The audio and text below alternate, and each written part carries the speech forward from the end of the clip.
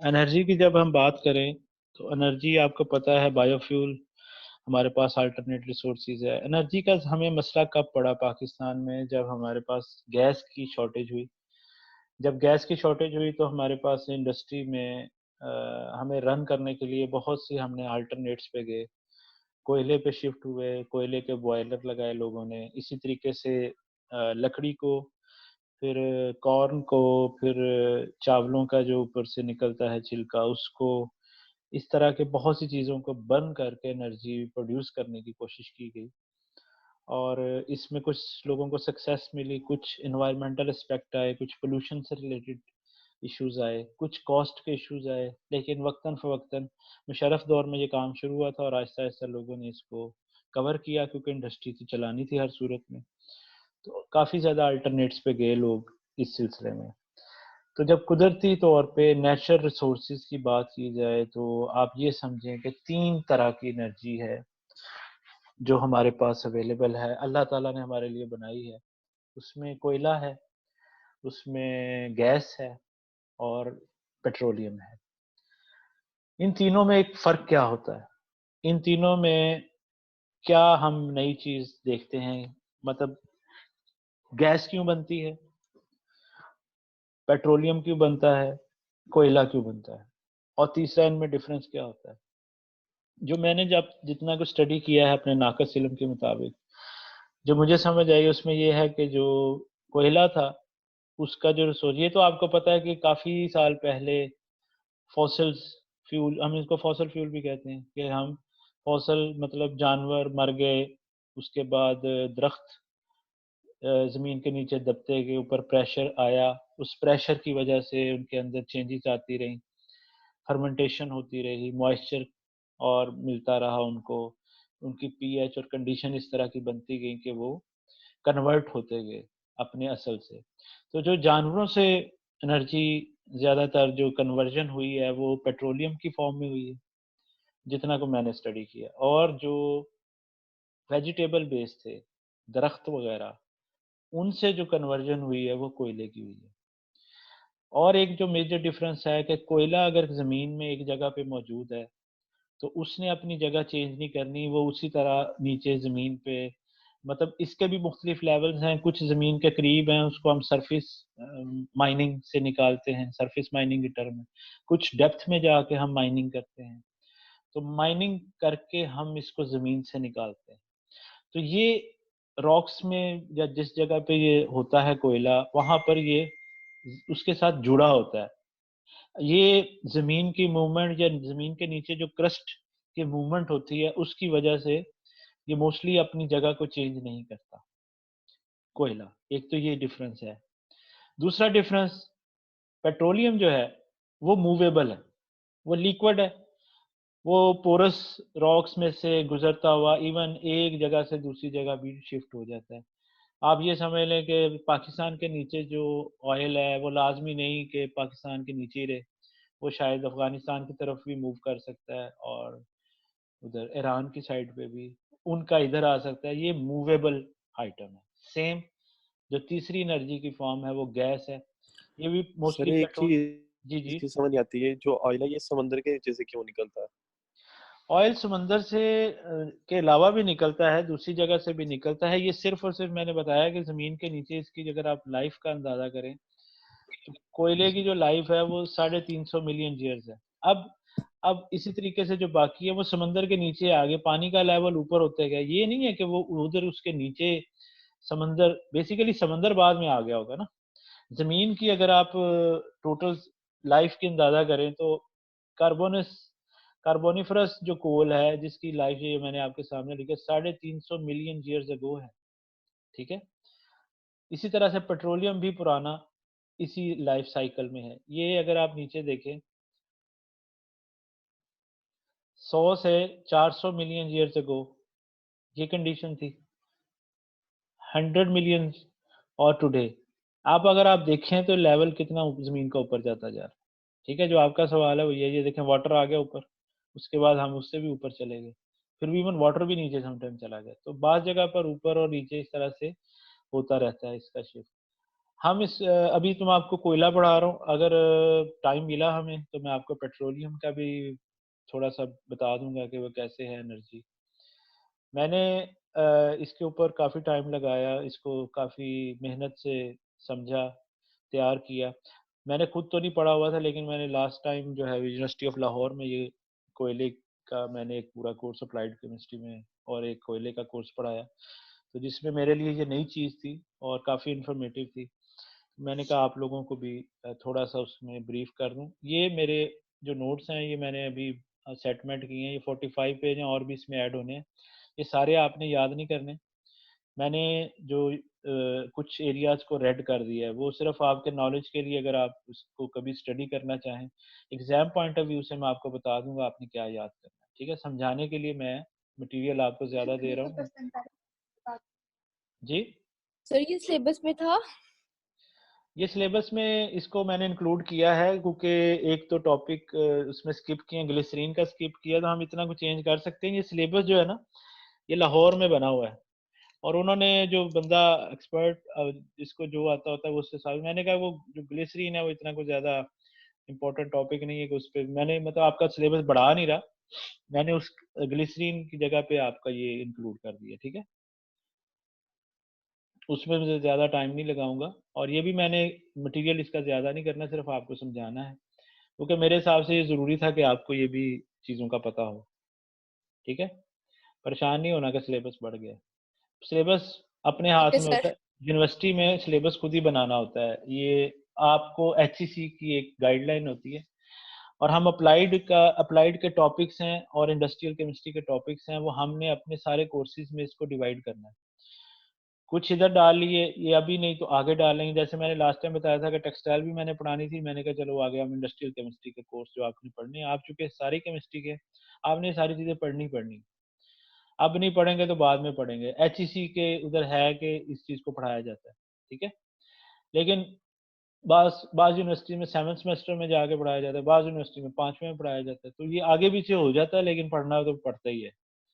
ठीक है, तो एनर्जी अप्लाइड केमिस्ट्री में पढ़नी पड़ती है, आप ये समझें। ठीक है, और आपके भी टॉपिक्स हैं, अप्लाइड केमिस्ट्री का कोर्स है, बीएस लेवल पे सारा कुछ ही पढ़ना पड़ता है। आगे जब आप स्पेशलाइजेशन करेंगे तो इसका एक एडवांस वर्जन भी आपको शायद मिले, लेकिन हमारी यूनिवर्सिटी के उसमें है कि नहीं आपके पास ऑप्शन हो। इस तरह फोरेंसिक केमिस्ट्री है, वो अभी अ, अगर कोई एक्सपर्ट हो पढ़ाने वाला तो पढ़ा देता है। कुछ चीज़ें ऑप्शनल में एचईसी ने दी हुई हैं, कुछ आपके कंपल्सरी दी हुई हैं। तो जो ऑप्शनल में है वो डिपेंड करता है एक्सपर्टीज ऑफ द टीचर, कि वो पढ़ा सकता है तो वो दूसरा इंटरेस्ट ऑफ द स्टूडेंट्स, उसकी बेस पे हम उसको चेंज करते रहते हैं। ठीक है, तो इसको एक ब्रॉड स्पेक्ट्रम में देखा जाए तो ये चीज़ें उसमें इंक्लूड होती हैं। तो मैं ये आपको तीनों का बता रहा था कि 3 तरह के हमें ज़मीन से फॉसल फ्यूल मिलते हैं, पेट्रोलियम, कोयला और गैस। ठीक है, कोल को अब हम सिर्फ स्टडी कर रहे हैं। Coal is combustible black dark brown rock consisting chiefly of carbonized plant matter. ठीक है, प्लांट मैटर होता है, कार्बन बेस होता है, found mainly in underground seams and used as fuel. It is also called black gold भी कहते हैं, and found in sedimentary strata. ठीक है, layers of soil. It contains carbon, volatile matter, moisture and ash. ये उसकी एक summary है, इसके अंदर क्या क्या होता है। कार्बन होता है, वोलाटाइल मैटर होता है, वो कौन से होते हैं, उसको टेस्ट कैसे करते हैं मैं आपको वो भी बताता हूँ। मॉइस्चर होता है और ऐश कंटेंट्स होते हैं। ठीक है, सल्फर और phosphorus. It is mostly used for power generation and metallurgy. Coal reserves are 6 times greater than oil and petroleum. ठीक है, ये वर्ल्ड लेवल पे जो एक सर्वे है उसके मुताबिक ये कोयला सबसे ज़्यादा 6 टाइम ज़्यादा है पेट्रोलियम और ऑयल से। जो इसका ये जो मैं चार्ट बता रहा हूँ कि 350, सिर्फ आपकी इन्फॉर्मेशन के लिए, याद बेशक ना करें लेकिन आपको थोड़ा सा इसका आइडिया होना चाहिए। पिक्चर इसकी मैंने लगा दी है। ठीक है, how coal was found millions of years, dead plant matter fell into swampy water, यानी कि मॉइस्चर ज़्यादा पानी वाला जो था जगह, दलदल तरह की जगह थी, उस पे प्लांट मैटर गिरे।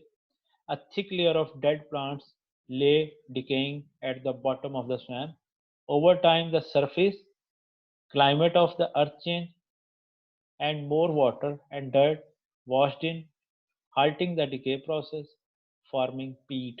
Peat जो है ये कोयले की सबसे इनिशियल स्टेज है, ठीक है, उसकी फॉर्मेशन इस तरह से हुई। इनकी पिक्चर्स भी मैंने आगे लगाई हैं, वो भी आपको मैं दिखाता हूँ। The weight of the top layer of water and dirt packed down the lower layer of the plant matter under heat and pressure. This plant matter underwent chemical and physical changes आई इसमें, pushing out oxygen and leaving rich hydrocarbon deposits. Oxygen उसमें से निकलती गई, hydrocarbon deposit उसके बनते गए। What once had been plants gradually turned into coal. जो plants थे वो कोयले में कन्वर्ट होते गए। Coal can be found deep underground, as shown in this graphic. It can be found near the surface. Surface का भी मैंने बता दिया कि surface माइनिंग से भी हम निकाल सकते हैं और नीचे भी होता है। ये लाजमी नहीं है कि बहुत ज़्यादा डेप्थ में भी हो। ये चूंकि आपको जैसे मैंने बताया कि ये अपनी जगह पे फिक्स हो जाता है, ज़मीन में किसी जगह पे कोई ऊंची हो गई तो डाउन चला गया, किसी जगह पे ज़मीन ऊंची नहीं हुई तो चला गया। अगर आप देखें तो इसके बनने के प्रोसेस में ज़मीन की डेप्थ में जाना भी ज़रूरी नहीं है, सिर्फ वो एक पानी और मॉइस्चर में दरख्त गिर जाए तो सरफेस पे इसकी डिके शुरू हो जाता है। और इसकी जो लाइफ की अगर बात करें तो 350 मिलियन ईयर्स अगो जो पहले था वो बेस्ट क्वालिटी कोल था, जिसको हम एंथ्रासाइट भी कहते हैं, और प्योर फॉर्म जो है कोक भी कहते हैं, COK, कोका कोला जिसको कोक। तो 358.9 मिलियन ईयर्स अगो और एंड जो है 298.9 में, इसके दौरान जो हुआ उसको हम मोस्टली कोयले का कहते हैं कि वो कोयला हमारा तैयार हो गया। तो 60 मिलियन ईयर्स का टाइम है। दूसरा ये एक बात याद रखिएगा, ये जो कुदरती तौर पे फॉसिल फ्यूल्स हैं, पेट्रोलियम हो गया, गैस हो गया, गैस तो चलो हम प्रोसेस उसमें है हमारे, तो हम इनको कुदरती तौर पे लैब में नहीं बना सकते क्योंकि इतनी देर का ये प्रोसेस है, ये नेचुरल डिके से ही ये हुआ, ठीक है, इसलिए हम इसको मैन मेड नहीं होता ये कोयला और इस तरह की चीज़ें। फॉर्मेशन ऑफ कोल में कौन कौन सी चीज़ें मैटर करती थी? Oxygen, nitrogen, moisture content decreases with time. ये बेसिकली कार्बन इंक्रीज हुआ, ये चीज़ें कम होती गई तो कार्बन की परसेंटेज बढ़ती गई, ठीक है। तो ये कार्बन उतना ही रहता है जो इतना उसमें होता है। अच्छा, इसकी क्वालिटीज़ में क्या फ़र्क होता है? वो इसके रॉ मटेरियल की वजह से कोयले की क्वालिटी में फ़र्क आता रहता है। जैसे दरख्त एक जैसे नहीं होते, किसी जगह पे किस तरह के, किसी जगह पे किस तरह के हैं। किसी को ज़्यादा हीट मिली, किसी को कम हीट मिली, किसी को ज़्यादा मॉइस्चर मिला, किसी को कम मॉइस्चर मिला, किसी की कंडीशंस क्या थी, किसी की कंडीशन, तो इसलिए कोयला हर जगह का अलग-अलग होता है। अगर हमारे पाकिस्तान का कोयला इतना ज़्यादा अच्छी क्वालिटी का नहीं माना जाता है, मैं इवन हमारे बांग्लादेश कह रहा हूँ, अफ़गानिस्तान से आता है यहाँ पे पाकिस्तान में। इसके अलावा ब्राज़ील से भी आता है और कोयले का भी काम काफ़ी अच्छा काम है। मैंने इसमें भी ज़रा इन्वॉल्व हुआ इसलिए मुझे ज़रा पता है कि कहाँ से महँगा और सस्ता आता है। तो पाकिस्तान का कोयला जो है वो स्मोकी है, स्मोकी फ्लेम ज़्यादा देता है और इसका हीट कंटेंट जिसको हम कैलोरीफिक वैल्यू से कैलकुलेट करते हैं वो कम है कंपैरेटिवली। इनकी क्या रीज़न्स है वो भी मैं आपको सारी बताता हूँ। तो capacity of coal to give energy depends upon the percentage of carbon content, ठीक है? उस पे जो उसकी परसेंट पे डिपेंड करता है कि कितना उसमें एनर्जी जनरेट हुई। जितनी कार्बन कंटेंट ज़्यादा होगा उतना ही वो अच्छा होगा और उतनी ही ज़्यादा वो हीट जनरेट करेगा। Older the coal much more will beats carbon content, ठीक है। Percentage of carbon in coal depends upon the duration and intensity of heat and pressure on wood. जो कुदरती तौर पे इसके साथ हुआ उस पर डिपेंड करता है। Carbon content also depends on depth of formation, कितनी डेप्थ में था। मोर डेप्थ मोर प्रेशर, और उतनी हीट पैदा होगी और उतना ही ज़्यादा अच्छा कार्बन कंटेंट होगा, ठीक है। रीज़न कार्बन कंटेंट की आपको पता चल गया, हीट, प्रेशर, डेप्थ और ड्यूरेशन, ठीक है। 4 चीज़ों की वजह से अच्छा कोयला बनता है। जितनी ये ज़्यादा चीज़ें अवेलेबल होंगी उतना ज़्यादा अच्छा कोयला। जो कोयला वक्त से पहले हम निकाल लेते हैं उसको कच्चा कोयला कहते हैं, वो इतना ज़्यादा अच्छा नहीं होता लेकिन उसका भी यूजेज है। Coal form millions of years ago when the earth was covered with huge swampy forests where plants, giant ferns and mosses grew. As the plants grow, some died and fell into the swamp water। ये वही detail जो ऊपर मैंने बताई है वही दोबारा लिखी हुई है। तो ये आप पढ़ लीजिएगा, आपको वही जो मैं एक्सप्लेन कर चुका हूँ ये वही है। नीचे ये इसकी टाइप्स है, ठीक है, ये आगे हम डिटेल से डिस्कस करते हैं क्या है। ये इसमें material that had with plants become coal, coals are classified into 3 main इसकी टाइप्स है, जो लिग्नाइट, बिटुमिनस एंड एंथ्रासाइट। फिर इसको फर्दर डिवाइड किया गया सब बिटुमिनस और बिटुमिनस में, और लिग्नाइट से पहले पीट जो इसका है। इसलिए अभी तो यहाँ पे 3 लिखी हैं, लेकिन अगर बिटुमिनस को 2 में डिवाइड कर दें तो सब बिटुमिनस ये 4 हो जाती हैं, और जो इसका स्टार्टिंग मटेरियल पीट है तो वो 5 हम कहते हैं। तो 5 भी कहते हैं, 4 भी कहते हैं। मेजर क्लासिफिकेशन देखे जाए तो 3 है। लिग्नाइट की क्लासिफिकेशन अगर हम 3 लिखेंगे तो लिग्नाइट में लिग्नाइट और पीट दोनों ही आ जाते हैं। बिटुमिनस कोल की कैटेगरी में देखेंगे तो सब बिटुमिनस और बिटुमिनस कोल दोनों आ जाते हैं, और एंथ्रासाइट सबसे अच्छा और प्योर है ये अकेला ही। तो ये 3 या 5 में, मुख्तलिफ बुक्स में कहीं पे 3 भी लिखी हुई है इस तरह से, बाद जगह पे 4 भी लिखी हुई है, उसने पीट नहीं लिखा हुआ, और बिटुमिनस और सब बिटुमिनस लिखा है। बाद जगह पे पीट, लिग्नाइट, बिटुमिनस, सब बिटुमिनस और एंथ्रासाइट, इस तरह से 5 भी लिखी हुई क्लासिफिकेशन। तो मेजर डिफरेंस आपको बता दिया कि बाद जगह पे बिटुमिनस और सब बिटुमिनस को एक कैटेगरी गिनते हैं, बाद जगह पे पीट और लिग्नाइट को एक कैटेगरी गिनते हैं, और बाद जगह पे इस वजह से अलग लिखा होता है। तो हर एक ने अपनी बुक्स के हिसाब से मुझे मुख्तलिफ मटेरियल मिला। दोस्त classification are based on the amount of carbon, oxygen and hydrogen. इसकी बेस पे हमने इनको सेग्रीगेट किया है कि किस में कार्बन कम है या ज्यादा है, ऑक्सीजन कंटेंट कितना, हाइड्रोजन कंटेंट कितना है, इस तरह से। Coal's other constituents include hydrogen, oxygen, nitrogen, ash और sulfur. Some of the undesirable chemical constituents including chlorine and sodium, ये भी उसमें होने का चांस होता है sometimes. In the process of transformation, जो हम कहते हैं ना, जो कन्वर्ट हो रहा है कुदरती तौर पे, जो कोयला बन रहा है, इसको हम कहते हैं ट्रांसफॉर्मेशन या क्वालिफिकेशन। पीट इज अल्टर्ड टू, जो पीट होता है वो एक लिग्नाइट में कन्वर्ट हो जाता है, ठीक है। पीट जो है वो स्टार्ट में, तो उसकी शक्ल कैसे होती है उसकी तस्वीर भी मैंने दी है, वो नीचे मैं आपको दिखाता हूँ।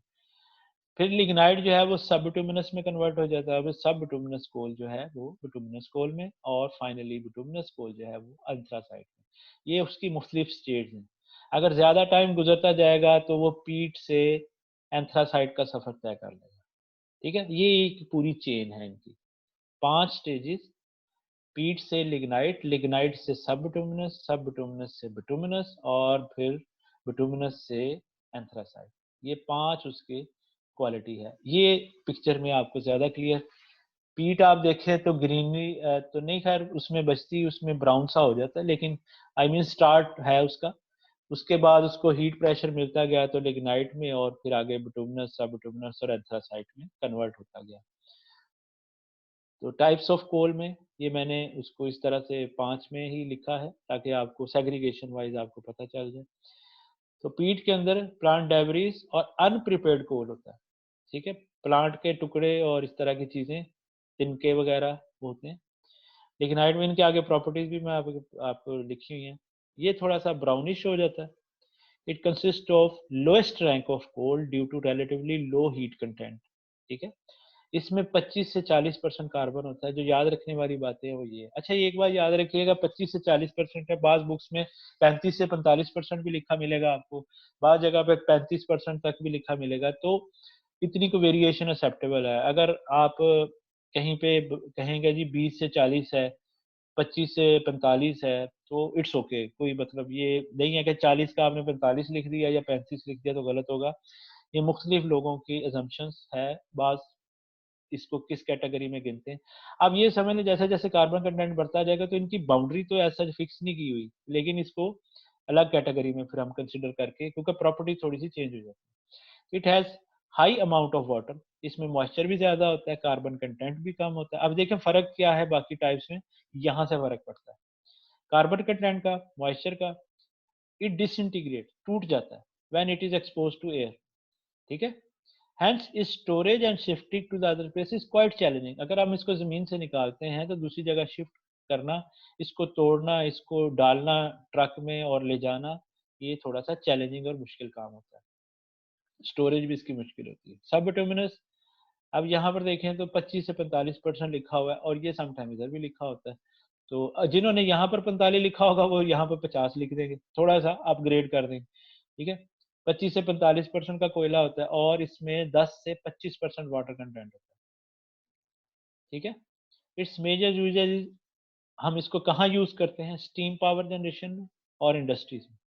इट इज आल्सो अनस्टेबल, ये भी अनस्टेबल होता है एक्सपोजर टू एयर में जब आता है, या और इसकी जो एज है वो 248 मिलियन ईयर्स अगो से 65 मिलियन ईयर्स अगो होती है, यानी कि इतना ज़्यादा ड्यूरेशन नहीं इसको गुजरा होता। It has dark side due to mineral content भी इसमें ज़्यादा होंगे, उसकी वजह से इसकी डार्कर साइड होगी, और शाइनी साइड भी होगी due to plant material. Brittle in nature, can be broken easily, ठीक है, ये हाथ से ही टूट जाता है। अब बिटुमिनस सब बिटुमिनस एक ही आपको बताया कैटेगरी गिनी जाती है, लेकिन अगर हम इसको थोड़ा सा अलग करें तो फर्क कहाँ पे आता है? It is comparatively denser then सब बिटुमिनस, थोड़ा सा उससे ज्यादा डेंस होता है लिग्नाइट से भी और सब बिटुमिनस से। इट कंटेन 60 to 80% तक कार्बन भी इसमें होता है। इट इज मॉइस्चर कंटेंट 17%, ये डल ब्रैग होता है। ठीक है। इसका कलर का फर्क है, सबके कलर भी मैंने यहाँ पे पिक्चर्स हैं, वो आपसे थोड़ा सा अंदाजा होगा। एंथ्रासाइड सबसे अच्छा, 75 से 95% इसमें कार्बन होता है और 17% से कम मॉइस्चर होता है इसके अंदर। ठीक है, इसमें 17% तक होता है, इसमें 17 से कम होता है। इट इज हाई सब मेटेलिक लस्टर होती है इसमें, ठीक है, शाइनी सा होता है। ये देखें, peat, lignite, bituminous, sub bituminous, anthracite coal, this division is based on carbon, ash and moisture. तो ये इनकी फर्स्ट स्टेज है, ये कलर देखेंगे थोड़ा सा ब्राउन है सेकंड स्टेज में, और ये फाइनली जो है ये इस तरह से शाइन जैसे चमकदार पत्थर होता है एंथ्रासाइड जो है इस तरह से। आगे भी और भी पिक्चर्स हैं, आप इसमें देखिएगा। ये देखें, पीट के बारे में अब थोड़ी सी अलग है, मैं उससे दोबारा से इसको कॉपी पेस्ट ऊपर कर देता हूँ, एक ही जगह पे सारी इन्फॉर्मेशन है। फर्स्ट स्टेज है लेस दैन 40 से 55% से कम कार्बन कंटेंट। अब ये देखें, पीट का ऊपर आपने पढ़ा 25 से 40 लिखा हुआ था, ये एक और जगह से मुझे मिला तो ये 40 में इस तरह से लिखा हुआ है, तो इसका मतलब है कि ये वेरिएबल है लोगों का इसके बारे में भी। Contains enough volatile matter and lots of moisture, और मॉइस्चर की वजह से स्मोक ज़्यादा आता है, पोल्यूशन ज़्यादा आता है। ठीक है, जितना ज़्यादा आपको पता है, आप बारबेक्यू भी करते हैं, गीला कोयला होगा, आपने देखा होगा, उस पानी को उड़ाने में उतना ज़्यादा वो फिर धुआं बनता है, उतनी ज़्यादा पोल्यूशन निकलती है। Left to itself it burns like wood, gives less heat, emits more smoke and leaves a lot of ash। Ash भी इसमें से ज़्यादा निकलेगी और इसमें से स्मोक भी ज़्यादा निकलेगा और हीट भी कम होगी। इसका मतलब है ये हमारे क्वालिटी पैरामीटर हैं कोयले के बारे में। ये इसकी शक्ल है, ये देखें थोड़ा सा ब्राउनिश सा इस तरह का होता है। फॉर्मेशन ऑफ पीट कैसे होता है, ये वही जो दोबारा ऊपर लिखा था उसकी डिटेल है। आप इसमें से सिर्फ मेन पॉइंट्स याद कर लीजिएगा, और सिर्फ आपको कहीं पर डिटेल की जरूरत पड़े तो आपके पास हो। पीट forms when plant materials does not fully decay in acidic and anaerobic condition। उसको एनारोबिक कंडीशन ना मिले इतनी अच्छी और एसिडिक कंडीशन ना मिले तो पीट फॉर्मेशन की तरफ चला जाता है। It is composed mainly of waterland vegetation, principally bog plants including mosses, sedges and shrubs। As it accumulates, the peat holds water। This slowly creates wetter condition than allow the area of the, ये वही बातें दोबारा से एक और जगह से मिला था मटेरियल, तो मैंने उधर से लिखी है। स्पेशल वाटर रिटेनिंग सेल, ये है इसका hyaline cell, so have special water retaining cells. और most modern peat bogs form 12,000 years ago in high latitude after the glaciers retreated at the end of the last ice age। ये उसकी थोड़ी सी history है, ये figures याद रखने की जरूरत नहीं है, जस्ट आपके नॉलेज के लिए।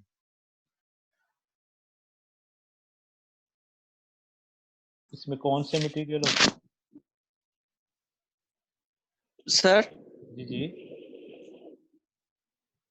जी बोलें। सर ये कैसे पता चलता है ये कोल 12,000 साल पुराना है या 35,000 साल पुराना है, ये कैसे पता चलता है? उसकी एजिंग प्रोसेस है, वो एजिंग प्रोसेस आपके लैब में इजीली चेक हो जाता है। ये इवन सिर्फ कोयले की बात नहीं है, दुनिया में कोई भी चीज मिलती है तो उसकी एजिंग पता चल जाती है। इन्होंने एक प्रोसेस है इसका, वो क्या कौन से होते हैं ये लोग जो एज पता कराते हैं, वो एक जो नाम भूल गए टर्म का, तो उसमें ये सारे ये डिग्री है बकायदा, और ज्योग्राफिया कार्बन डेटिंग था शायद, जी कार्बन डेटिंग नहीं था शायद इसमें, या वो शायद हाफ लाइफ में था।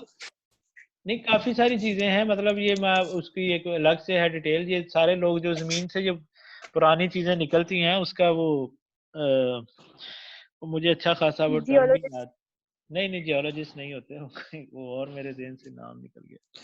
ये वो करते हैं सारा इन चीजों के बारे में ना, इंफॉर्मेशन कलेक्ट करते हैं। ये बकायदा उनके पास आर्कियोलॉजिस्ट नहीं, वो भी नहीं है, कुछ और होता है। हाँ, आर्कियोलॉजिस्ट होता है, यस यस यस, हाँ सही कह रहे हैं, वही होता है सही। तो अच्छा जी, ये लिग्नाइट का 40 से 45% कार्बन है, इंटरमीडिएट स्टेज है, डार्क टू ब्लैक ब्राउन है। इसकी शक्ल देखें, ये थोड़ी सी उससे डार्क होगी, वो भी ब्राउनिश था, ये भी ब्राउनिश है, लेकिन ये थोड़ा सा ज्यादा डार्क है, थोड़ा सा रॉक फॉर्म में कन्वर्ट हो गया। और कैरेक्टरिस्टिक्स इसकी क्या होती है? Brownish black in colour hand and has a black carbon content, has a carbon content around 60 to 70% इसमें होता है। इनहेरेंट मॉइस्चर कंटेंट समटाइम्स, अब आप ये देखें, ये दूसरी बुक में इन्होंने 60 से 70% लिखा हुआ है, और ऊपर आपको देखें तो 55% लिखा हुआ था लिग्नाइट का, और 60 to 70% सब बिटुमिनस का लिखा हुआ है। तो इसलिए मैं ये देखा है कि हर जगह पे थोड़ा सा आगे पीछे उन्होंने किया, मैं इसलिए दोनों रेफरेंस से मैंने आपको ये चीज़ बता दी। तो आप इसको कैटेगराइज करते हैं, तो अगर थोड़ा सा आपका डेटा आगे पीछे भी होता है तो इतना ज़्यादा परेशानी की बात नहीं। सिर्फ बताना मकसद ये है कि सब में कार्बन कंटेंट की बेस पे हमने हाई कार्बन कंटेंट है तो एंथ्रासाइड की तरफ जा रहा है, लो है तो पीट और लिग्नाइट की तरफ जा रहा है। तो वहां पर आप इन चीज़ों को देखते हैं। और एनर्जी का यहाँ पर लिखा हुआ है, ये देखें आप, the energy content of lignite range from 10 से 20 मेगा जॉल पर केजी, 9 से 17 million BTU British thermal unit पर शॉर्ट टन। ये उसमें से एनर्जी कंटेंट है। इस एनर्जी के लिए ये मैं आपको एक बुक दूंगा, उसके अंदर सारी कन्वर्जन्स किस तरीके से ये करते हैं। ये बेसिकली थोड़ा सा कोर्स है उसका, केमिकल इंजीनियरिंग और एनर्जी इंजीनियरिंग से रिलेटेड। तो मैंने ज़रा इसको थोड़ा सा बेसिक रखा है कि आपको ये टाइप्स का पता चल जाए, इसकी टेस्टिंग का पता चल जाए, और ये बाकी चीज़ें मैंने जो इसमें लिखी हैं ये आपके जस्ट नॉलेज के लिए, क्योंकि जो मेरे पास, मैंने कहा इसको आप डिलीट क्या करना, आप पढ़ ही लें, इसको देख लें। तो जो पढ़ने वाली ये फिगर्स डेटा, ये एनर्जी याद रखने की ज़रूरत नहीं है, बस आपको ये पता हो कि ज़्यादा है या कम है किस तरीके से। आगे बिटुमिनस कोल, ये सॉफ्ट होता है, 40 से 80% इसमें कार्बन कंटेंट होता है। मॉइस्चर 15 से 40% होता है, अगर आप देखें तो वहाँ पे ऊपर 17% था, लेकिन हर जगह पे थोड़ा सा उन्होंने डिफरेंट कर दिया। Dense compact and it's usually of black colour, does not have traces of original vegetable material. इससे पहले ये नहीं था। पीट और इग्नाइट में आपको वेजिटेबल मटेरियल के पार्ट्स और डेब्रिस मिलेंगे, इसमें नहीं मिलेंगे। ये मतलब वो कन्वर्ट हो चुके होंगे, बिटुमिनस की स्टेज से आते हैं, ठीक है, ये इस फॉर्म में आ जाते हैं। लेकिन ये तकरीबन ब्लैकिश ही है, ग्रे टाइप, और ऊपर अगर आप देखें तो ब्राउनिश टच था उनका थोड़ा सा। सर जी जी, कोल जितने भी हमने भी टाइप्स पढ़ी हैं उनमें कोल की परसेंटेज उन्होंने अलग-अलग बताई हुई है, किसी में कम है किसी में ज्यादा बताई है। तो फिर उन्होंने डिवीजन कैसे कर लिया, किसकी बेस पे उन्होंने फिर डिवीजन की है? कार्बन कंटेंट की बेस पे आपको मैंने बताया कि जो ब्राउनिश फॉर्म में है तो उन्होंने इग्नाइट और पीट में लिया है। उसमें भी अब इतनी वेरिएशन क्यों है, उसकी मैं रीजन बताता हूँ, जमीन की वजह से। अब हमारे जो जमीन से कोयला निकलता है तो उसमें वेरिएशन आती है, फर्क आ जाता है।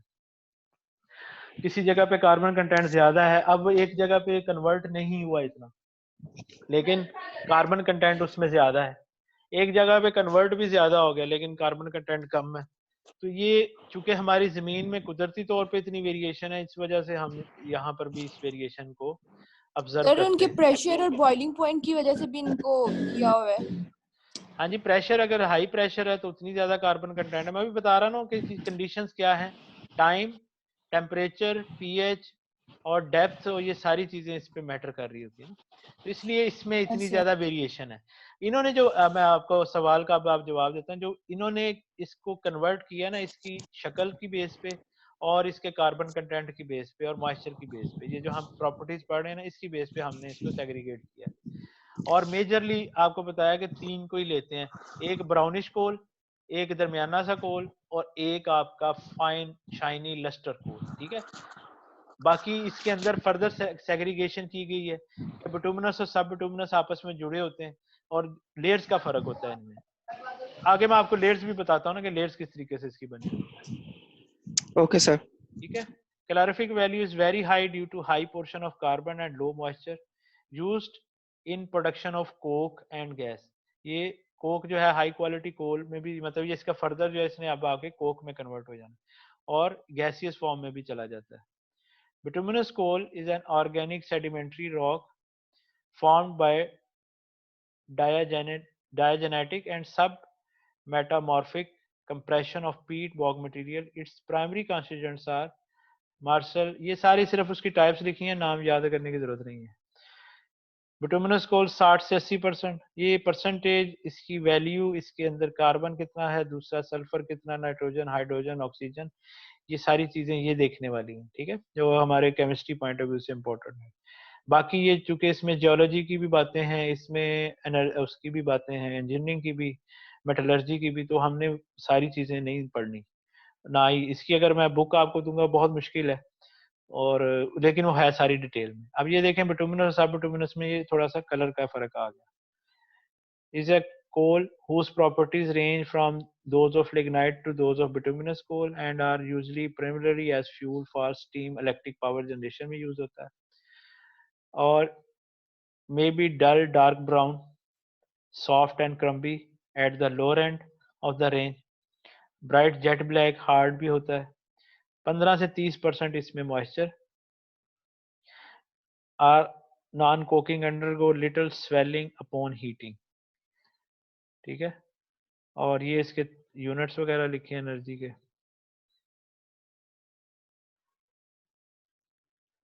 ये यूनाइटेड स्टेट का सर्वे है, ये भी बस रिजर्व इसके कहाँ पे है, क्योंकि ये अमेरिका की बुक थी तो उसने अमेरिका का लिखा हुआ है, बाकी उन्होंने नहीं इतना लिखा हुआ। करंट यूज जो है ये भी अमेरिका का ही है। सब bituminous coal in United State typically have a sulphur content less than 1% by weight, which makes them an attractive choice for power plant to reduce sulfur dioxide emission under the acid rain program। ये जो हम sulphur की जब बात करते हैं तो sulphur का मैंने बताया था कि इससे कैलोरीफिक वैल्यू तो बढ़ती है ना, हीट जनरेट तो होती है, लेकिन एनवायरमेंटल इंस्पेक्ट की वजह से हम सल्फर को इतना ज़्यादा पसंद नहीं करते। कोयले के अंदर सल्फर की क्वांटिटीज को कम करने के ऊपर भी बहुत ज़्यादा रिसर्च वगैरह लोग करते हैं और कम सक्सेसफुल है। मेरे एक दोस्त ने चाइना में इस पे काम किया है, सल्फर कंटेंट के ऊपर, और इस तरह से और भी लोग इस पे काफ़ी काम कर रहे हैं। तो सल्फर कंटेंट हीट के लिए तो अच्छा है लेकिन एनवायरनमेंट के लिए अच्छा नहीं है, मैं ये कहना चाहता हूँ। मतलब कार्बन के साथ अगर सल्फर होगी हीटिंग तो अच्छी आएगी, लेकिन अकेला कार्बन जो है, अगर सल्फर होगा तो सल्फर बहुत ज्यादा डेंजरस है SO2 एमिशन की वजह से। एंथ्रासाइट जैसे बताया था बेस्ट क्वालिटी हार्ड कोल है, 80 से 95% इसमें कार्बन कंटेंट होता है। Very little volatile matter, semi metallic lustre होती है, और ignite slowly, less loss of heat, highly efficient. ये अगर आप देखें तो कितना शाइनी और चमकदार किस्म का कोयला है, और इसका फ्लेम भी ब्लू बनता है और बिल्कुल जैसे LPG बर्निंग होती है ना उस तरह से। In India it is formed in Jammu and Kashmir and that too is small quantity, ठीक है, मुख्तलिफ जगह। Anthracite coal also known as black coal, और ये उसकी बाकी प्रॉपर्टीज हैं, ये वही है जो मैं यहाँ पर बताइए। उसकी ग्रेडिंग है, इसमें मॉइस्चर कितना होता है, ऐश, वोलाटाइल, फिक्स्ड कार्बन और sulphur. Standard grade anthracite, high grade anthracite और अल्ट्रा हाई ग्रेड एंथ्रासाइट, ठीक है। और कोक जिसको हम बहुत ज्यादा हाईली प्योर समझते हैं उसके अंदर क्या होता है, ठीक है। ये अब देखें एंथ्रासाइट के अंदर भी सब डिवीजन की हुई है, इसलिए मेन 3 टाइप्स हैं, उसको आगे फिर फर्दर ग्रेडिंग कर देते हैं, हाई मतलब ग्रेडिंग करते जाते हैं, नेचुरल चीज है, जितना अच्छे से अच्छा उसको लिहाजा हम कैटेगरी में गिन लेते हैं। और ये मॉइस्चर है, ये वही जो बातें हैं, ये उसको सारा डिटेल में लिखा हुआ है जो मैं आप दिखाना चाह रहा हूँ आपको यहाँ पे।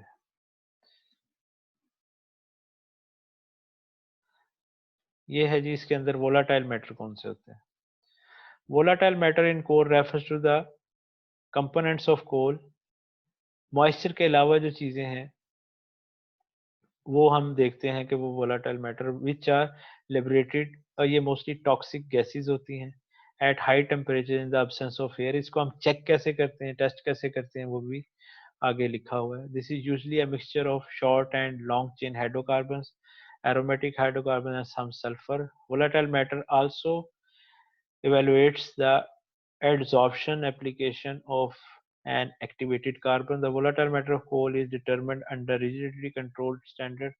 ऑस्ट्रेलिया और ब्रिटिश लाइब्रेरी में इन्होंने जो टेस्टिंग मेथड बनाया वो 900 डिग्री पे या 950 डिग्री पे 7 मिनट। और वो कैसे करते हैं, वो एक फर्नेस है, फर्नेस के अंदर इसको रखते हैं लिड के अंदर, और ये पूरा प्रोसेस है वो मैं आपको बताता हूँ कैसे करते हैं। एश कंटेंट ऑफ कोल, क्योंकि टेस्टिंग पॉइंट ऑफ व्यू से केमिस्ट को इतना जरूर पता होना चाहिए इन चीज़ों को चेक करते। वोलाटाइल मैटर कैसे चेक करना है, एश कंटेंट कैसे देखना है, हाइड्रोजन, ऑक्सीजन, कार्बन कंटेंट कैसे चेक करना है।